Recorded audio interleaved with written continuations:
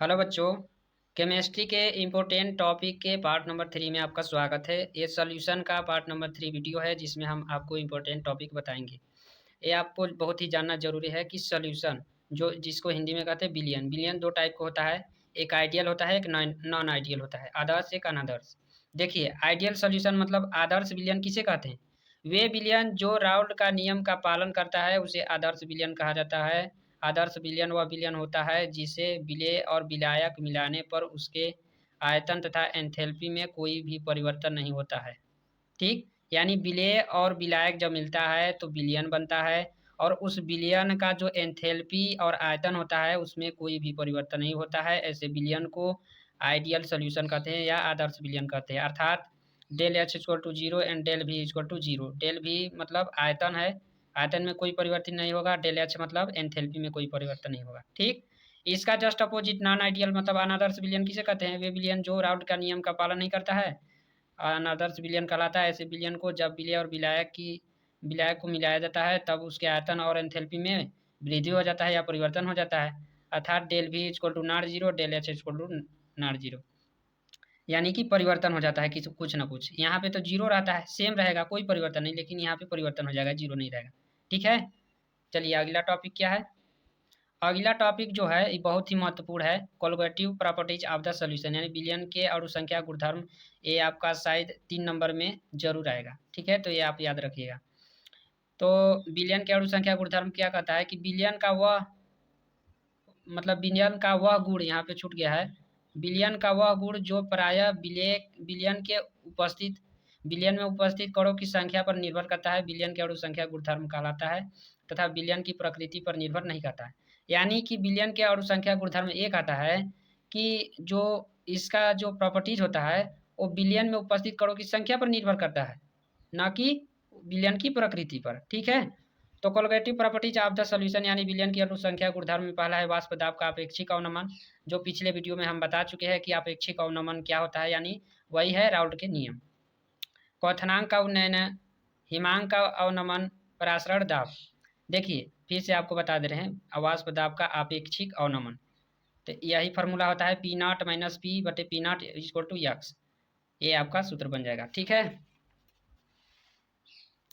अब देखिए अगला क्या था, क्वथनांक का उन्नयन।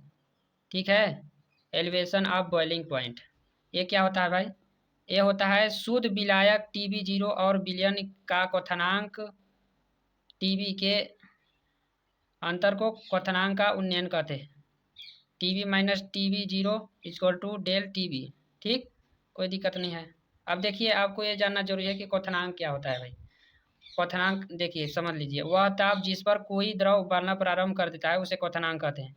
या दूसरी डेफिनेशन है, किसी द्रव का क्वथनांक वह ताप होता है जिस पर उस द्रव का वाष्प दाब वायुमंडलीय दाब के बराबर होता है, हो जाता है, क्वथनांक कहलाता है। यानी कि कोई भी द्रव का एलिवेशन ऑफ बॉइलिंग पॉइंट तब कहलाता है, यानी क्वथनांक तब होता है, यानी उबालना तब प्रारंभ करता है जब उसका वाष्प दाब वायुमंडलीय दाब से अधिक हो। कम होगा तो नहीं उबलेगा। अगर 1% भी यानी 0.1% भी अधिक हुआ वायुमंडलीय दाब से तो वो क्या करने लगेगा? उबलने लगेगा, अर्थात क्वथनांक करने लगेगा। ठीक है, एक प्रश्न बहुत ही प्रचलित है, KCl MgCl2 और AlCl3 में किसका परासरण दाब उच्च है? KCl MgCl2 Cl3, इसमें देखिए ए ऐसे ब्रेक होगा, ऐसे ब्रेक होगा, तो इसका जो आएगा 2 आएगा, इसका 3 आएगा, इसका 4 आएगा। तो इसका निष्कर्ष क्या है? देखिए, अतः AlCl3 में अणुओं की संख्या अधिक है और परासरण दाब विलयन की अणु संख्या गुणधर्म है जो कणों की संख्या पर निर्भर करता है। ठीक, इसलिए AlCl3 का परासरण दाब उच्च होगा। मतलब ये कहा जा रहा है कि जो विलयन का अणु संख्या गुणधर्म है या परासरण दाब है वो विलयन की अणु संख्या गुणधर्म है, अर्थात अणुओं की संख्या पर निर्भर करता है। यानी जिसका जितना ही अणु संख्या होगा उतना ही उसका अधिक से अधिक क्या होगा? परासरण दाब होगा। अब ये देख लीजिए कि समपरासारी विलयन क्या होता है। ऐसे विलयन जिनका परासरण दाब समान होता है समपरासारी विलयन कहलाता है। ठीक है, यानी दो विलयन है और दोनों का परासरण दाब समान है तो वो क्या कहलाएगा? एक दूसरे के समपरासारी विलयन कहलाएगा। अति परसारी एवं अल्पसारी विलयन क्या कहलाता है? जो विलयन में जिसका परासरण दाब अधिक है उसे अति परसारी विलयन तथा जिसका कम है उसे अल्पसारी विलयन कहा जाता है। ठीक है, अल्पसारी विलयन कहलाता है। ठीक, ये देख लीजिए, हिमांक का अवनमन, डिप्रेशन इन फ्रीजिंग पॉइंट, शुद्ध विलायक का हिमांक और विलयन के हिमांक के अंतर को क्या कहता है?